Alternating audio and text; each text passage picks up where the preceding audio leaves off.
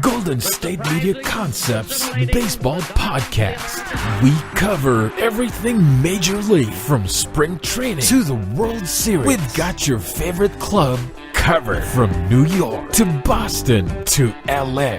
This is the Golden State Media Concepts Baseball Podcast.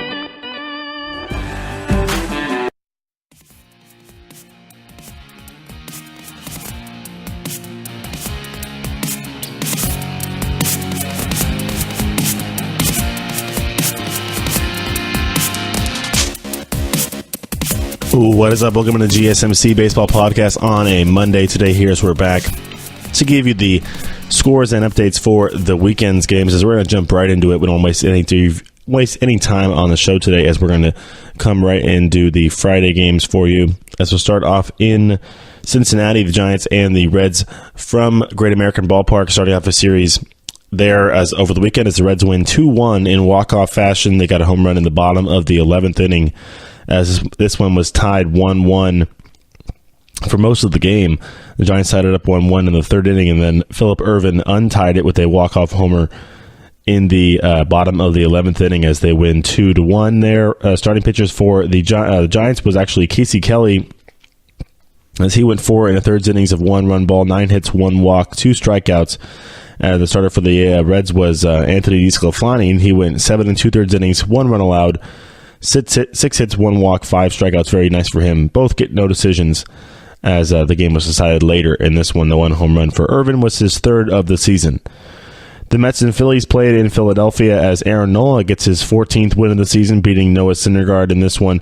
The Phillies got 3 runs in the first inning, actually, off of Noah Syndergaard. That's all he really needed for Nola, as he was very good. 7 innings of 1 run ball, 3 hits, 1 walk, 11 strikeouts for the for the Phillies ace. Phillies ace. The Mets, once was there. They used to have 2 aces with DeGrom and Syndergaard. Obviously, when there was DeGrom, Syndergaard, and Harvey, that's how you go to the World Series. And they did do that. Now it's more just DeGrom, and then Syndergaard does stuff like this. He's 8-3 on the year, but he's been dealing with injuries. I mean, he went 5 2/3, allowed 4 runs on 8 hits, 2 walks, 5 strikeouts. In this one, took the loss, as he's now 8-3. No home runs in this game at all, as the Phillies win 4-2. 3 runs in the first inning. Cubs beat the Pirates 1-0 behind Cole Hamels, as he was excellent in this one, holding the Pirates scoreless through 7 innings of work, 5 hits, 2 walks, 3 strikeouts allowed by Hamels, as he goes to his 8th win of the season. Has been a very nice addition for the Cubs so far, making that trade look really good. Kyle Schwarber hit a home run for the Cubs, his 21st of the year, as that was the lone run of the entire ball game.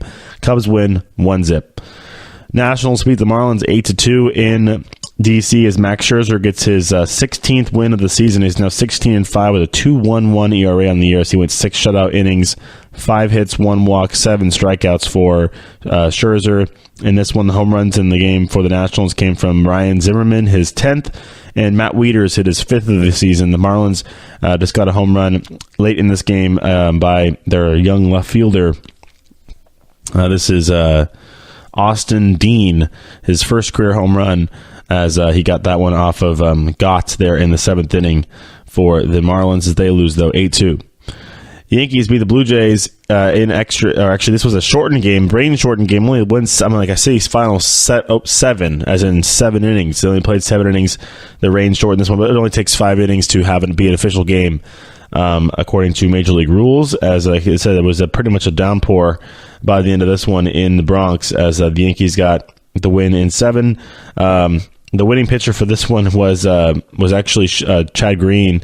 Comes in and pitches 2 innings of shutout ball in relief of Lance Lynn, who gave up 5 runs over 4 innings of work. Home runs for the Yankees came from Neil Walker, his 11th. Giancarlo Stanton hit his 31st of the season. The Blue Jays did not have a home run, as Marcus Stroman was a starter. He gave up 5 runs over 4 innings of work as well, and the Yankees win 7-5 in this shortened game.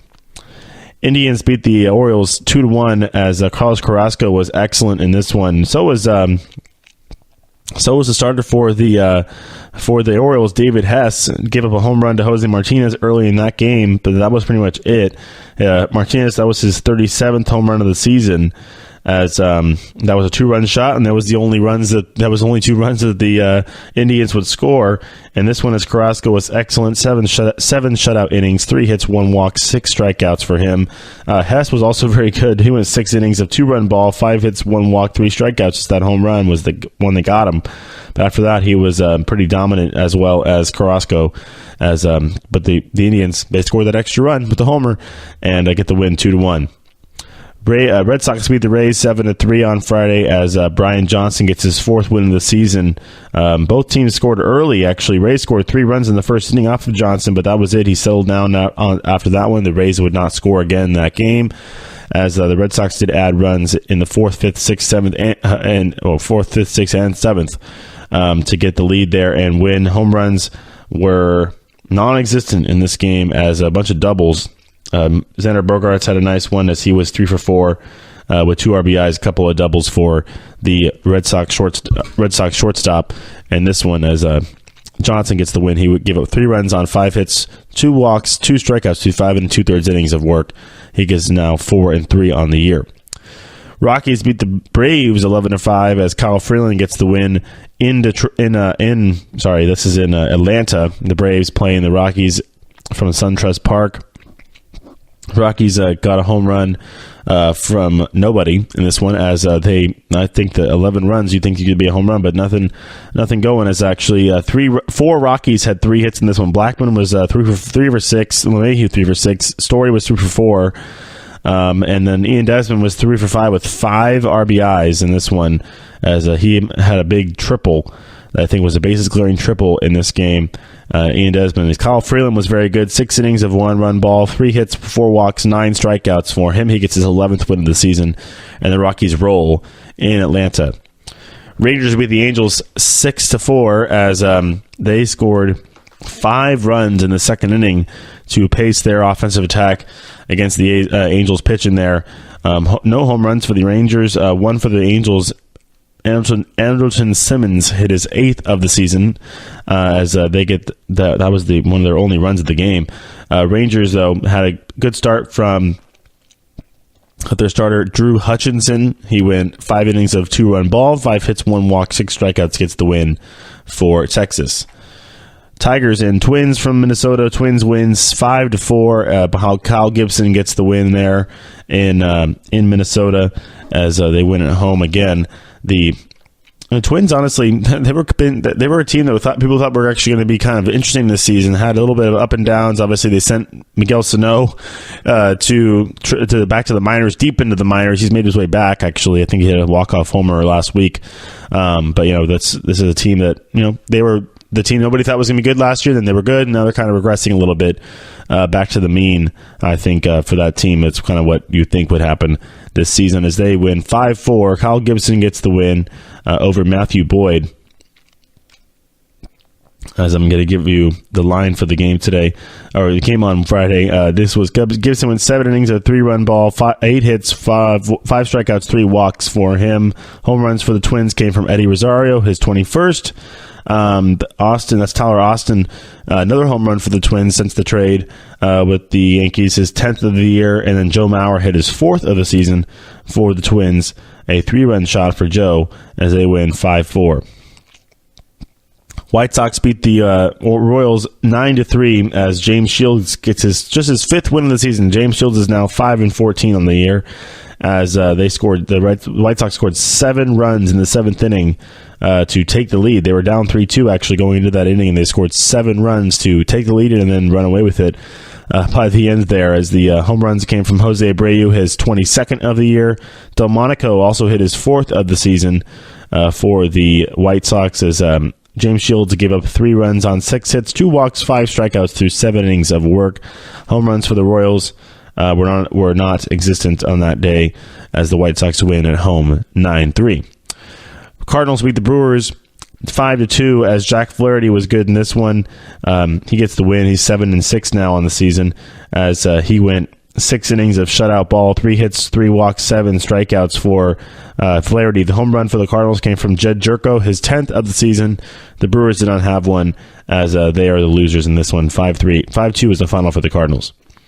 A's beat the Astros 4-3 in very Oakland A fashion as they were down 3-2 in the bottom of the ninth inning against the closer Hector Rondon came in to pitch for the Astros as they're still trying to figure out that back end of the bullpen. Ozuna pitched as well, but Rondon came in and pitched and gave up the tying run to the A's on a very interesting play. Actually, it was the rookie Ramon Laureano came in around third base on a base hit by Nick Martini, and then the tag looked like the ball beat him to the plate for sure, but the tag by Maldonado was high up on the body. It looked like maybe you hit him in the arm, but I watched a bunch of the replays. I couldn't really get a definitive look to see that he beat the throw, or beat the tag at least to the plate. And the review actually did call it. They called him safe, overturning the call. Called him safe, tied the game.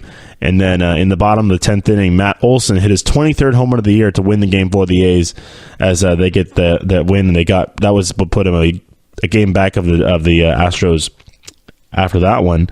We'll talk about what happened after the next game in a moment. Alex Bregman also hit his 23rd of the season. Martin Maldonado hit his 6th of the year for the Astros as the starters for this game. Charlie Morton actually started for the Astros. He went 5 innings of one earned run, 2 total on 4 hits, 2 walks, 4 strikeouts.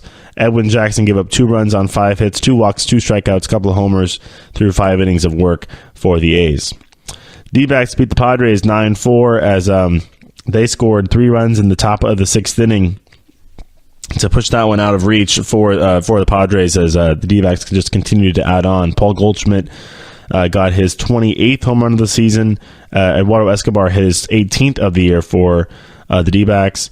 Since the trade, I think it's been a handful, but he's got 18 total on the season. The Padres got a home run from Eric Hosmer, his 12th, and Manuel Margot, his 6th of the season for San Diego. And then the final game of the day, Dodgers and Mariners. Dodgers win 11-1 as Walker Buehler was excellent in this one for LA. He gave up just that 1 run through 6 innings of work, 3 hits, 2 walks, 8 strikeouts for him. As the Dodgers win, they got a home run from Yasmani Grandal, his 21st. Manny Machado actually had 2 of them back in the American League ballpark as he hit his 27th and 28th. And Max Muncy has hit his 27th, and then Matt Kemp his 18th of the season as the Dodgers were homer happy there in Seattle. As the Mariners got their 1 run on a Ryan Healy solo shot, and that was it. The Mariners lose 11-1. All right, we're going to roll right into Saturday. I'll do a game or 2 probably before I switch over to the next. Go to the break really quick and come back and do the next game. Actually, we'll just cut it right here. I'll take the break right now, and we'll come back and do Saturdays and Sundays games on the other side. So stay tuned, and we'll be right back.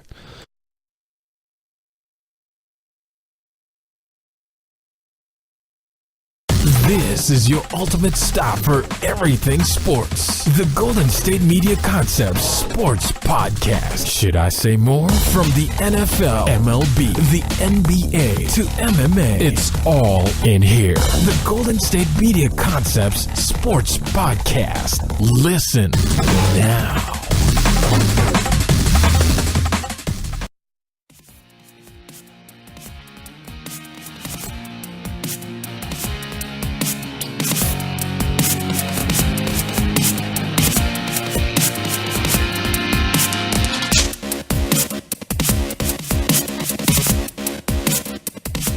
All right, welcome back to GSMC Baseball Podcast. As we're going to do Saturdays and Sundays game here on this side of the break. As we're going to start it off in Cincinnati again as the Giants and Reds played. Reds beat the Giants 7-1. Matt Harvey gets the win as he was excellent in this one, stymieing the Giants over 6 1/3 innings of work as he did not allow a run. 4 hits, 1 walk, 5 strikeouts for him.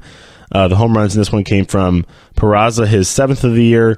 Dilson Herrera hit his 3rd of the season for the Reds, both off Mass and Bumgarner. So he's a loser, and this one was not good. Not a good outing for Bumgarner. And this one, as he gave up a handful of runs through 6 innings of work, the Reds win 7-1. Yankees and the Blue Jays from Yankee Stadium again. Yankees win 11-6 as they got runs in all the first. They scored in the first 5 innings, at least a 1 run. They scored 2 in the first, 1 in the second, 3 in the third, 1 in the fourth, and 1 in the fifth. Oh, and they added 3 more in the 8th. As the Yankees have found their bats, it looks like here I think they're kind of too far down the division right now to kind of think about winning, kind of trying to catch up to the Red Sox. The Red Sox are winning too many games anyways, but they got to keep pace in the American League wild card actually right now, as they were having a chance to not make the playoffs at all with the A's and Astros, the way that they're doing, and obviously the Mariners as well. So, yeah, that's kind of it. You basically got to be better than those three teams, and you'll make it. All right. The Yankees got a home run from Didi Gregorius, his 22nd. Giancarlo Stanton, his 32nd. Miguel Andujar, his 20th. Greg Bird hit his 10th of the season, as they got a bunch of home runs there at home. The Blue Jays did not have a home run, as the Yankees had Luis Severino starting. He went 5 innings of 2-run ball, 6 hits, 2 walks, 8 strikeouts for him, as he got his 16th win of the season for New York. Orioles beat the Indians 4-2, as Alex Cobb was actually good in this one. He's not been good most of the season, but he did pitch well as he went the distance. 9 innings, complete game for Cobb, as he allowed 2 runs on 5 hits, 1 walk, 3 strikeouts for him. As I guess that's a rare complete game. You let Buck Showalter letting him go the distance, to save the bullpen, I guess.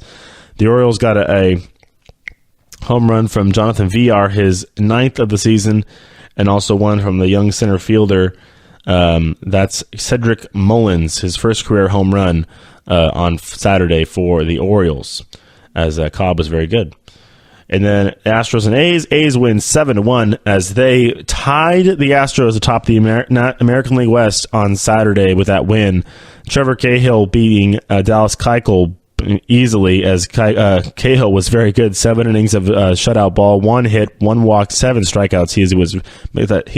He can be nasty. The thing is, what happened with Trevor Cahill is the sinker didn't sink for like 3 years, and now it's sinking again. And he always had a good curveball. He flops that big 12-6 curveball over, and he's got a really, really good delivery for that curveball, and also the sinker, because he kind of it's one of those, like, he has the upside down W, kind of like a Steven Strasburg, and really whips that arm over the top. Very high 3/4 release, and really gets a good angle, a good spin rate on that curveball. And then also the sinker, if the sinker is good, it dives down, and it dives down, gets a lot of ground balls. I mean, he only had 7 strikeouts through 7 innings of pitching. I could actually tell you right now how many ground balls.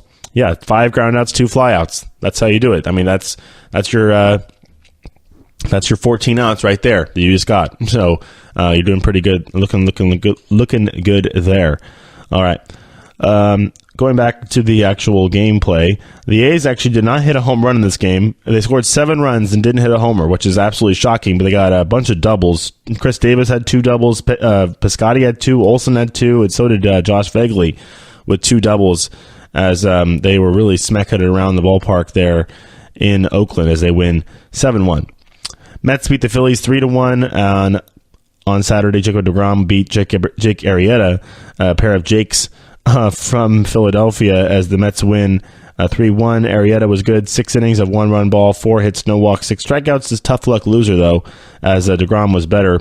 9 innings, complete game for Jacob deGrom of actually 1 unearned run. Unfortunately, it was that close to a shutout. 7 hits, 9 strikeouts, no walks for deGrom. His ERA is now 1.71. So now actually his win-loss is actually it's above 500. He's 8-7 now on the season with that 1.71 ERA. Pirates beat the Cubs 3-1, as Joe Musgrove was very good in this one, as they get the win. It's very similar. I forgot actually that Mets game. Devin Mesoraco hit his 10th home run of the year for the Mets. And I just want to let you guys know that. Pirates and Cubs, back to this one, to the National League Central we go, as Joe Musgrove beats Tyler Chatwood in this one. Both were very good. Musgrove was better. 7 innings of 1-run ball, 5 hits, no walks, 7 strikeouts. Just give up a home run. That was to Ben Zobrist, his 9th of the season. Chatwood only lasted 2 innings, actually. Give up 3 runs and threw 37 pitches, and that's all it takes to get the hook from Joe Madden, I guess, and they lose 3-1. Marlins beat the Nationals 7-5 in 10 innings in D.C. as they got 2 runs in the top of the 10th after taking the lead in the top of the 9th. Then the Nationals tied it up, and then the Marlins were able to get 2 more runs in the 10th inning to win that one. Adam Eaton tied it up with the home run in the bottom of the 9th. That was his 4th of the season Another home run for JT Riddle, his 6th for the Marlins, and then also Derek Dietrich hit his 15th for the Marlins. Trey Turner hit his 15th as well for the Nationals as they lose there in extras at home. Rockies and Braves. Rockies win 5-3, also in extras, as the A's actually tied it up. It was 3-0 going to the top of the 9th inning, and the Rockies scored 3 times to tie it up in that inning, and then they won it in the top of the 10th. So they were trailing the whole game pretty much until they mattered, obviously, as they got a big rally there in the bottom of the 9th. It was the top of the 9th inning. They got Ian Desmond double, a Gerardo Parra single, and then a DJ LeMahieu home run in the top of the 10th to make it 4-3. They added a run with a Nolan Arenado single and got the win 5-3 as the Rockies are hot.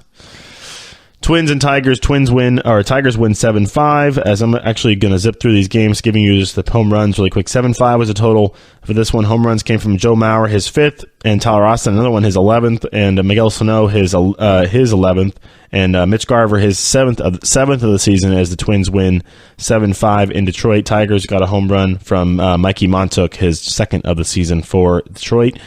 Royals and White Sox. Brad Keller was actually really good in this one. He got the win there. It was 3-1 was the final from Chicago, as the Royals win and get the good start from Keller. And this one, of course, right when I'm trying to do this, my app closes out. Looking at these scores here, as the win was 3-1 there. I want to give Keller's line for this one, as he went 5 innings of 1-run ball, 7 hits, no walks, 5 strikeouts, give up a home run. That was to Delmonico, his 5th of the year. The Royals got a home run from Alex Gordon, his 8th of the season. Yes, he still plays there. They got a win, 3-1. Red Sox beat the Rays 5-2, as David Price gets the win. He's now 13-6 on the season, as he was good. 7 innings of 2-run ball, 5 hits, 2 walks, 8 strikeouts, a home run allowed. That was to CJ Cron, his 23rd of the season. The Red Sox got a home run from JD Martinez, his 38th of the year, as they win 5-2. Cardinals beat the Brewers again. 7-2 was the final in this one, as Miles Mikolas was very good. 6 innings of 1-run ball, 5 hits, no walks, 7 strikeouts, gave up a home run. That was the 1 run he allowed. That was to Travis Shaw, his 24th of the season. Christian Yelich hit a home run later in this one, that was his 19th of the year. The Cardinals got a home run from Marcell Ozuna, his 15th of the season, as they win at home again. Angels beat the Rangers 11-7 in this one, as Bedrosian gets the win, as they scored 5 runs in the top of the 7th inning to take the lead there. It looks like they were trailing. They were trailing, or was tied 6-6, and then they scored the 5 runs in the top of the 7th to make it 11-6. And that one, as the home runs in this one all came from the Angels. Albert Pujols hit his 19th. Shohei Ohtani hit his 13th of the year, and then the young third baseman for the Angels, Taylor Ward, his first career home run on Saturday. Congratulations to him. We're seeing all these young kids getting their first career home runs. Nice to see, as the Angels win 11-7. Padres beat the Dbacks in a walk-off 7-6, as they got a run in the bottom of the 9th inning, and they win it on a Christian Villanueva single. In this one, home runs in this game came from nobody, as there was no home runs from San Diego that night. 7-6 was the win for the Padres in extras. All right, in a walk-off, not extras. In extras, this one, though, Mariners beat the Dodgers 5-4 in extras in a walk-off, as they got a run in the bottom of the 10th inning to win this one. Dodgers tied it up in the top of the 9th with the run to make it 4-4. They actually scored 2 in the 8th as well to really come back in this one. Max Muncy hit his 28th of the year for the Dodgers. Cody Bellinger his 20th. Justin Turner hit his 8th of the season for L.A., as those were all the home runs in this one. But still, the Mariners win on a walk-off balk, just so you know. All right, to Sunday we go, as the Giants and Reds again. Giants lose 11-4 as they get swept in Cincinnati. Ugh. It's football season for me. No, I'm kidding. But it's annoying being that kind of fan and just having to see that every time. It's like, whatever. Moving right along, as they gave up a lot of 7 runs in the 3rd inning for the Giants, or for the Reds, I'm sorry. So they got a home run from Eugenio Suarez, his 27th, and Peraza hit his 8th of the season for the Reds, as they get the win again there. Jose Peraza hitting a home run. 11-4 was the win for the Reds. Rays beat the Red Sox 2-0 as they they get a shutout there in Boston. Rare to shut out a Red Sox team like that, but the Rays, with their opener, they did a very good job with it. Looks like they pieced it together. The home runs for the Rays, with actually how they scored both their runs. CJ Cron hit his 24th of the season, and the shortstop for the Rays, that's Joey Wendell, hit his 7th of the year for Tampa Bay as they win 2-0 there in Boston. Yankees complete the sweep with the Blue Jays. 10-2 was the final on Sunday as Jay Happ beats his former team. In this one, he got through the first inning and gave up a run on a Randall Grichuk home run, his 17th of the year, but then the Yankees came back and scored 6 runs in the bottom half of the first to get that lead, and they would hold on to it to win that one. Home runs, and the rest of the home runs in this game came from, for the Blue Jays, came from Kendrys Morales, his 14th of the season. The Yankees got a home run from Greg Bird, his 11th of the season, a grand slam actually in the 6th inning there to make it 10-2, and that was the final. Indians beat the Orioles 8-0 as Mike Clevenger gets the win there in a shutout performance for him. He wins 6 innings of shutout ball, 7 hits, 1 walk, 7 strikeouts for him as the bullpen was very good. And this one, one home run, a grand slam for Melky Cabrera, of all people, playing for the Indians. Got his 4th of the year, a grand slam, and they win 8-0. Pirates beat the Cubs 2-1 in extras as they got a walk-off in the bottom of the 11th inning. There in Pittsburgh, Adam Frazier, his 5th home run of the year was a walk-off shot, and that's how the Pirates win there against the Cubs. Kyle Schwarber hit his 22nd of the year earlier in that game as that was the lone run for Chicago. As Jameson Taillon was good, 6 innings of 1-run ball, 5 hits, 3 walks, 8 strikeouts to that home run to Schwarber.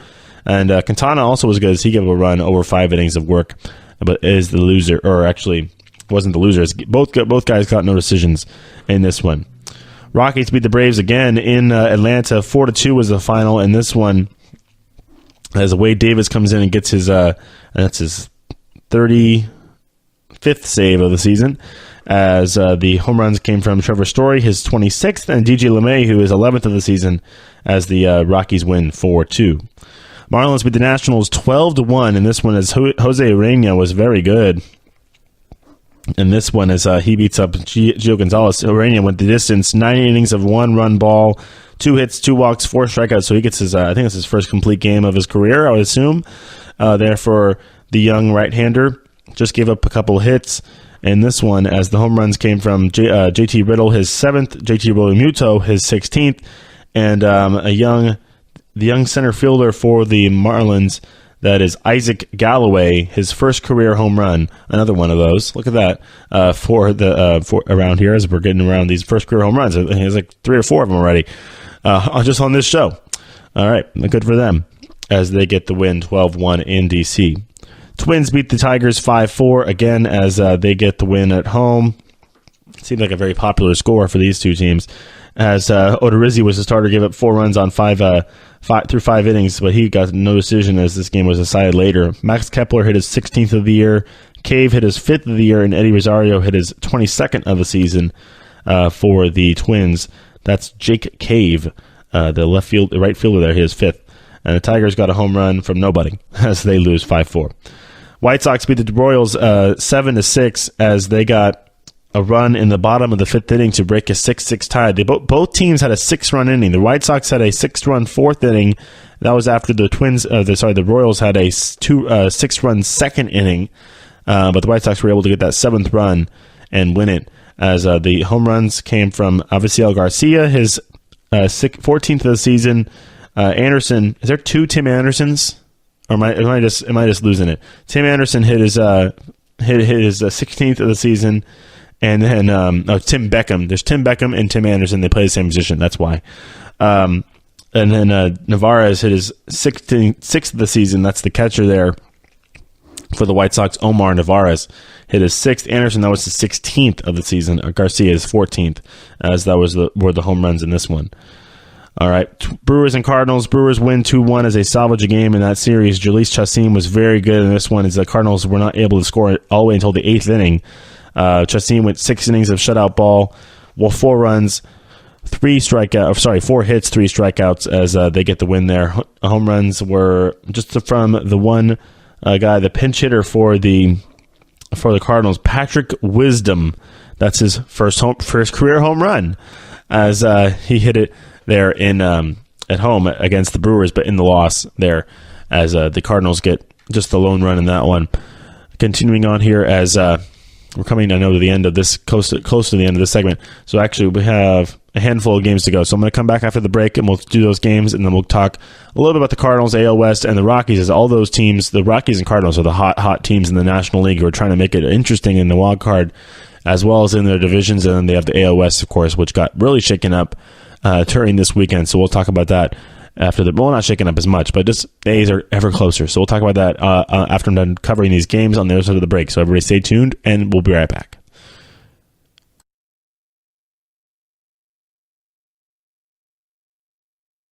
Tired of searching the vast jungle of podcasts? Now listen close and hear this out.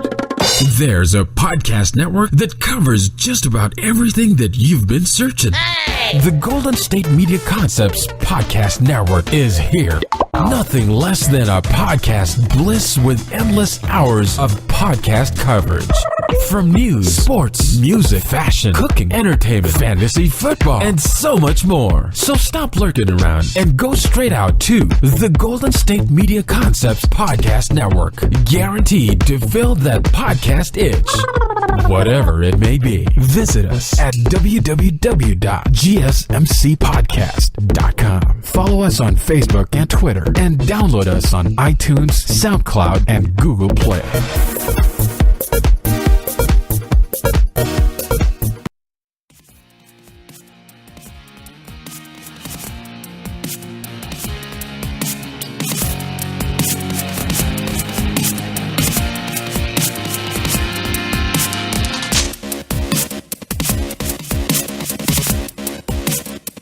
All right, welcome back to GSMC Baseball Podcast on a Monday, as we're going to finish up these games covering for you today. As we left it off with the Brewers and Cardinals, which means we're at the Angels and Rangers from Texas, as the Rangers get the win 4-2 behind Matt Moore, of all people. I think that is Matt Moore, as he comes in and gets a win in relief, actually, of Giovanni Gallardo, who went 6 innings of 2-run ball, 6 hits, 1 walk, 6 strikeouts. For Gallardo, the home run for the Rangers came from Rougned Odor, his 15th of the season, as they got those 3 runs in the bottom of the 7th inning to get the lead and get the win against the Angels. On Sunday, the Astros take back first place solely, as they get the wins 9-4. The A's tied them in first place on Saturday with the win, and they could have taken first place solely as well with the win. Obviously, the Astros do get the 9-4 victory. Justin Verlander gets his 12th win of the season, as he's now 12-8 on the year with a 2.65 ERA. Very nice for him. As he actually only pitched 5 1/3 innings, gave up 4 runs on 7 hits, 1 walk, 6 strikeouts, 3 home runs allowed, but he still gets the win for Verlander, as Matt Chapman took him deep in the first inning, his 17th of the year. Chris Davis did too, actually, in the first inning, and then he took him deep again in the 3rd inning. So he hit 2, his 35th and his 36th of the year, kind of reminding me of what Pablo Sandoval did to him in the World Series. Those 2 home runs early in the game, but the A's did not get the win, though. Astros got their own home runs. Yuli Gurriel hit his 8th of the year off Sean Manaea. Evan Gattis his 24th. Martin Maldonado got his 7th. Alex Bregman hit his 24th, and then Marwin Gonzalez hit his 11th of the season, as they got their fair share of home runs, like I said. Therefore, the Astros, as they get the win 9-4 and retake first place solely. Dbacks beat the Padres 4-3, as Archie Bradley gets the win in relief there for the Dbacks. They scored a run in the 8th and in the 9th to tie and take the lead there in San Diego, as they got the win. They got a much-needed win. Hunter Renfroe got his 14th home run of the season for the Padres. The D-backs had a home run from David Peralta, his 23rd. Daniel Descalso hit his 11th, and A.J. Pollock hit his 16th of the season for the D-backs, as they get the win. Zach Greinke gave up 3 runs on 5 hits, 1 walk, 7 strikeouts, a homer allowed through 6 innings of work, but no decision for him, as they had to come from behind to win this one in San Diego. The Dodgers beat the Marlins 12-1 this time as Clayton Kershaw came in and pitched very nicely in Seattle. He went 7 innings of 1-run ball, 4 hits, 1 walk, 7 strikeouts for him as he gets his 6th win of the season. Dodgers got a home run from Kike Hernandez, his 18th, and Trey Turner, his 9th of the season. The Mariners did not have one as just the lone double from Seager as the Kershaw had him pretty shut down. And then the final game of Sunday was a Sunday night game from Williamsport. Actually, this was the Little League Classic, as they have that game usually in the first weekend of the not usually. This is actually, I think, the second year they're doing it. So second annual Little League Classic, the first weekend of the Little League World Series from Williamsport, Pennsylvania. It actually was a pretty cool thing. I was able to watch the players come in on the airplanes. They were showing it during one of the Little League games. On ESPN, they were showing the players coming in, the whole teams coming in on their respective planes, and then getting their bus rides. They got matched up with different little leaguers on the bus ride, and were able to chat them up a little bit. It was really cool, actually, seeing how they were able to intermingle the MLB players with the Little League players, and they had a lot of. Obviously the Phillies have some characters. Both the Phillies and the Mets have some good younger guys on that team that could really relate, and it was a really really nice things to see with the MLB trying to get more connection with the Little League Baseball Association. So. Or Little League Baseball of the United States, whatever we call it. But it was a pretty cool game. As they had a game in Williamsport, as they did last year. Actually, it's at they held a game at the stadium that is the single A affiliate for the Phillies. Actually, they're in Williamsport, and they, of course, MLB pays to do the ballpark up a little bit nicer to the standards of a major league, just conditions. And the Mets get the win 8-2. It's like, Tom, what about the dang game? What happened in the game? The Mets won 8-2 as they got 4 runs in the second inning off Nick Pivetta, and then added on 2 more in the 4th, and single runs in the 6th and the 8th inning to get that 8 runs. They had those 8 runs as they got no home runs in this game for the Mets, I don't believe, but there was one by the Phillies. It was Carlos Santana, his 18th of the season. And this one, that was off Jason Vargas there in the 6th, as Vargas actually was very good, getting his 3rd win of the year. 5 in the 3rd innings pitched, 2 runs, 6 hits, no walks, 3 strikeouts, that home run allowed. And that was it as the Mets win 8-2. Very nicely done by the Mets. They had actually a lot. Rosario had a nice game, 3 for 5 for him, 3 RBIs. A couple other guys had 2 hits as well as they win there in Williamsport in that cool game.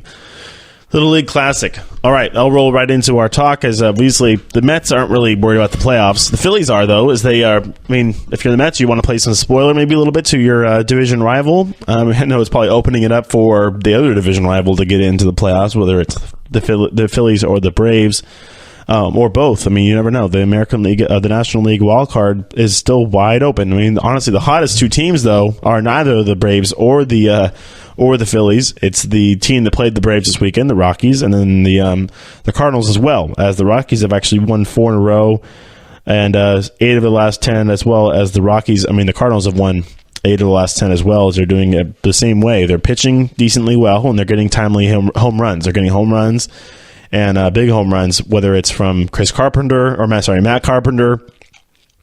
Marcelo Ozuna looks like he's starting to heat up again. And then for the Rockies, it's pick your poison. Is it going to be Nolan Arenado? Is it going to be Blackmon? Is it going to be LeMahieu? Is it going to be Ian Desmond? You never know with the Rockies.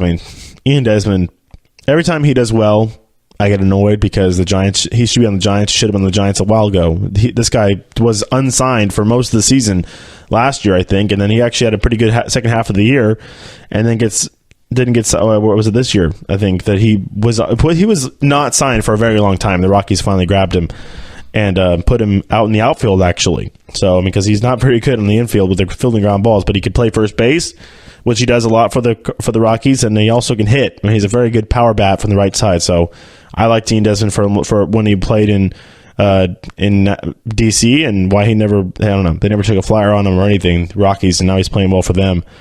Was almost an all-star this year, actually, I think. Or was he? He may have been, actually. I have to double-check that, but, it's kind of frustrating, but it is what it is with the Rockies. If you look at the American National League West right now, The Rockies are only a half game back of the D-backs. This is interesting because last year it was the Dodgers that won the division, and the D-backs and Rockies went to the wild card game. So you had 3 teams from the NL West make the playoffs last year, and I don't think it's going to happen again. It's not going to happen again. One of these teams is not going to make the playoffs. And right now, the Dodgers are not in the playoff spot. They're not. The Dodgers are 2 back of the 2 back of the D-backs right now. Game and a half back of the Rockies, and the Dodgers are also a game and a half back of that second wild card. So actually, right now, there actually is 3 teams all at the same exact winning percentage in the wild card right now. So there's no first wild card or second wild card at this point right now. Right now, the Rockies, Phillies, and Brewers all have a .548 winning percentage, and so they're all also in second place in their divisions. So they're right now all in the wild card. The 3 of them. I mean, I don't know what the tiebreaker is if that really comes down to it, but I think it might be record against head to head or something like that, or against similar opponents. You can do that. But, this is interesting. It's actually interesting. Look at this. Rockies right now poke their heads into the wild card race. You have the Phillies and the Marlins, and the Brewers in there. Basically, this is the top. These are all, that's interesting because you got the 3, they're all from the different divisions. It's all the second place teams. All the second place teams are right now playing well. I mean, you have compared to the American League, where you have second place teams like the Twins and second place teams like the Yankees, who are 8 games back in second place right now. 9.5 games back. The Yankees have won 3 in a row, and they're still 9.5 back. That's how good the Red Sox are. I mean, the Red Sox already have 88 wins. I'd be lucky if the Giants have 88 wins all year. No, they're not going to have 88 wins. The Red Sox are on pace to break the record, at least. I think they're very close. If they're not, they're going to obliterate the record. Maybe have 120 wins this season, which would be just crazy. Because by all means, they have not been the most buttoned up team. They've had to deal with injury. Xander Bogaerts has spent time on the DL. They had to mix up the rotation a little bit. Their bullpen, obviously, actually, the bullpen has been one of the more solid things, I think, for this team. Haven't really seen too many blowups from Craig Kimbrell, and they didn't really make that. I mean, they make a really big move for their bullpen. They added a starter, but not a reliever. So that just makes you think that they're sitting pretty nice right now. But I think that the National League, especially with these teams heating up right now, with the A's heating up right now, is it too early? Too much too early? That's the thing.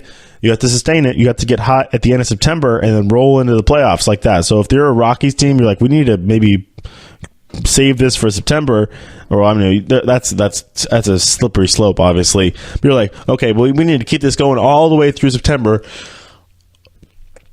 all the way into October, like all the way. I don't think the thing is, if you think about it, yes, making the playoffs is great, but getting through the tournament, it's about your starting rotation. And if the Astros make it without having to go to a wild card game, they'll be sitting pretty. Even if they do, the Astros are actually the one team that has the setup to be okay playing a wild card game and then going into the LDS, because you have Verlander for the wild card game, and then you have pick your poison for the next game. You want Garrett Cole.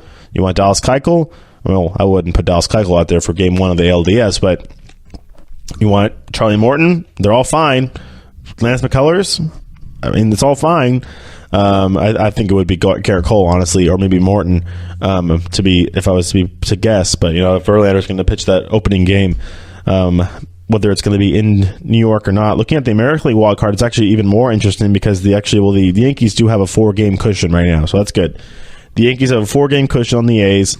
Obviously, if the A's do ever get first place alone, the Astros will drop into that second wild card as well. So that's going to be interesting. Very interesting. I mean, obviously, the Mariners are 3.5 back, so 7.5 clear. So the Yankees are 7.5 games clear of being out of a playoff spot. So that's actually good. They're sitting pretty good right now. Obviously not going to win I don't think they're going to win. They don't have a chance to win their division unless they just go. Both teams just go. One goes on a tear and one goes on a plummet. That's just not going to happen. But the Yankees, I think, will be fine. You got to come through it, and be the number 1 wild card and host that wild card game. I just don't know what you're going to do after it, because now Severino, their whole rotation is kind of just crumbling. They're hitting enough so they're winning games. They could beat the Blue Jays, who can't pitch, at their little teeny stadium. Actually both teams have a pretty hitter friendly stadium. But the Blue Jays, but they're not playing the Blue Jays. You're not going to play the Blue Jays in the playoffs. You're either going to play a super hot, aggressive, hungry Oakland Athletics team who is on borrowed time already, or you're going to play against a upset, disgruntled, chomping at the bit, hungry Astros team that just got the division stolen from them by the A's, and now they're going to play in a wild card game. You're going to have Verlander. I know it's going to be at home, which is fine, but you're going to have Verlander, and they have the setup to be able to go into the ALDS after beating you and being fine. The Yankees don't. So you have Severino for game one, you win the wild card game, and you have Masahiro Tanaka. Not going to happen. Or J-Hab, really. Good luck. All right, that'll wrap it up for this segment. We'll come back after the break and we'll talk a little bit more about the National League side of this, Rockies and Cardinals. Actually, I did a little bit. We'll do a little more on the other side of the break. So everybody stay tuned, and we'll be right back.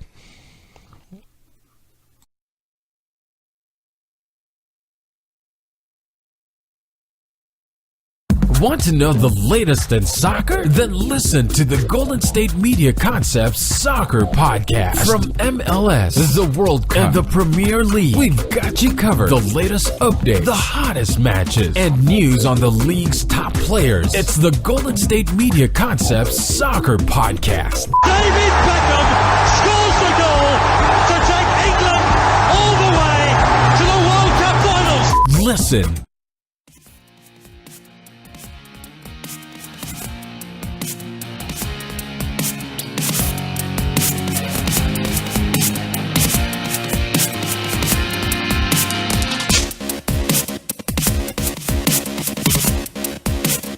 All right, welcome back to GSMC Baseball Podcast on a Monday today here as we're going to talk. Well, I mean, these division races in the National League are insane. They're going to go down to the last day, I think, or at least the last week. They obviously have the division race in the American League West, but that's the only one that's really up for grabs right now.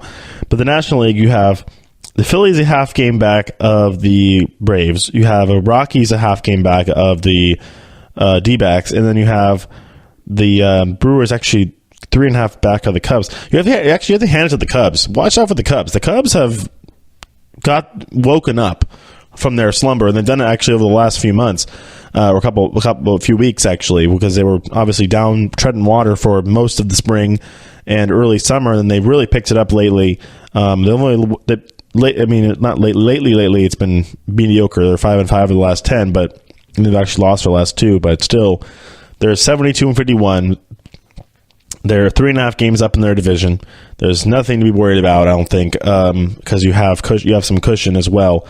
But that lineup can be a World Series lineup again this year if they get to that point. If their pitching can hold up, that's what it's going to always come down to. If Lester and Chatwood, who wasn't that good last time out, and Quintana, who actually has shown some signs have been better. I like what I've seen from Quintana. Started off a little rough in his tenure there in Chicago, and at least for the Cubs, not for the White Sox, but the Cubs.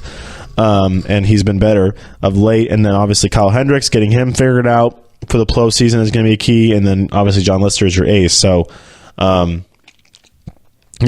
lineup, you got a lineup. You got Baez. I think is Chris Bryant's back.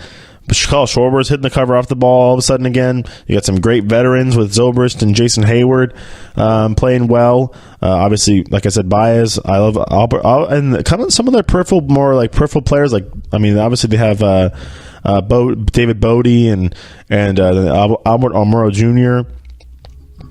and players like that. And obviously their catcher is also very good as well, Wilson Contreras.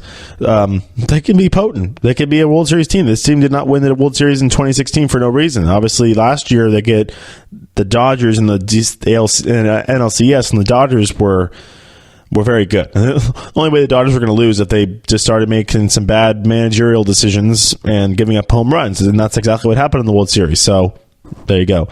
But the Astros, that was kind of a destiny kind of thing where the Dodgers kind of got in their own way, and the Astros they were destined to win that World Series. But the Dodgers, looking to seeing how good they looked in the NLCS last year against that Cubs team, I was a little worried. But no, this is another year where the Cubs, they're pitching. Bullpen is what's going to matter. I know they lost a low-scoring game this weekend, but I think the bats are going to come around. You got, I didn't even say Anthony Rizzo, obviously. You got Addison Russell on that team as well. So you got all those guys on that team are capable of hitting a home run at any point. It's what you need to be able to do in the postseason. That's kind of how the game is now. And if they can get hot at the end of the year, you got to watch out for them because they can go on a run. But there's a team underneath them. I know that the Brewers are 3.5 back. The Cardinals, though, were the hottest team in baseball until the Rockies came around, and the A's as well. I mean, the Rockies have won. I think the Rockies are 30 and 16 in the last 46 games. The A's are the A's are like 40 and or 42 and 18 or something like that in their last. If you want to do the math there, 60 games, something like that. So I mean. Yeah, it's pretty nice to be able to be good, but it's also nice to sustain it over a certain amount of time, and that's all this season is. I mean, oh my gosh, playoff implications. Wait, but it's August 20th, and we still have 40 games to go. Oh, so if you're a real mathematician, pragmatist, math person, you're like, why do you even care? 3.5 games, like even 9.5 games. Technically, it is very possible the Yankees could still win the division. The trend is not there, but because the Red Sox have to suck basically. But I mean, the Giants were down 10 games, or no, I think it was 9 or 8.5 games in the end of August, and they won the division. The Padres tanked. They lost like 10 games in a row in September. And, I mean, it was the Padres versus I mean, you could look at franchises, obviously. They trend. Like I said, it's not trending like that because the Red Sox aren't a team that's just going to like that. Their roster's too good. Baseball is weird. It's a weird game, and a lot of different things can happen. So hold on. I'm going to officially call it right now, August 20th. We're starting the stretch run. As that's what I like to say, end of August and then through September, with the rosters expanding and everything. And I think I talked about it on Wednesday. The rosters do expand. They can have as many as 45 players as they want to. Many teams do not. Most teams don't do that. If not all the teams don't do that. They'll take as many as 6 or 7 guys up from the minor leagues. But you could, in theory, you could do 20 more guys if you wanted to, according to the rules. So that's just too many people, and teams don't want to have to mess around with that many guys traveling and such like that. You probably didn't even hold their airplane. All right. Let's go to the games for Monday and Tuesday, as I'll give you the starters for them. Giants are now going to be in New York, in Flushing, for a series against the Mets, a 4-gamer over the whole week. It'll be Derek Holland against a former Giants farmhand, Zach Wheeler. He was the guy traded for Carlos Beltran way back in, 2011, I think. And Wheeler now starting for the Mets as he will go against the Giants tomorrow.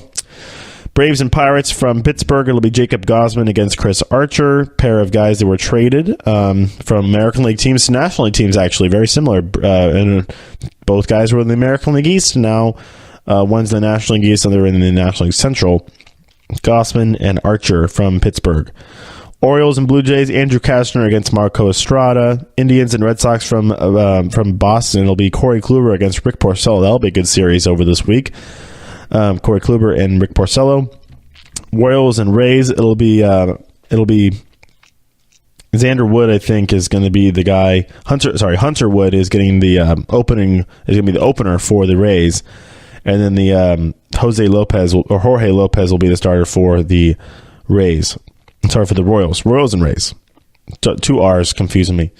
White Sox and Twins, Lucas Giolito against a guy making this is at least his first start of the year or major league debut, Steven Gonsalves for the Minnesota Twins. As I'm trying to see if he's had any experience in the major leagues. He's had a lot of minor league experience, but I don't see MLB until today. So yeah, making his major league debut, Steven Gonsalves for the Twins. Reds and Brewers from Milwaukee. It'll be Homer Bailey against Chase Anderson. Rangers and Athletics from Oakland will be Bartolo Colon against Mike Fiers. Cardinals and Dodgers. It'll be Alex Wood against the starter for the Cardinals is Austin Gomber. I never remember his first name. Austin Gomber against Alex Wood. And the final game of Monday, a short slate, it'll be Garrett Cole against Felix Hernandez. A good little matchup in Seattle. Astros, Mariners, lots of implications there. A's will be paying attention to that game for sure. Giants and Mets again on Tuesday. Giants actually have not announced a starter for Tuesday yet, as they're kind of reshuffling their rotation right now. It'll be Steven Matz, though, for the Mets on Tuesday. Braves and Pirates again. Julio Teheran against Ivan Nova. Phillies and Nationals. Vince Velasquez against Tanner Roark from Washington. That'll be a little series going. Orioles and Blue Jays. Dylan Bundy against Sam Gaviglio from Toronto.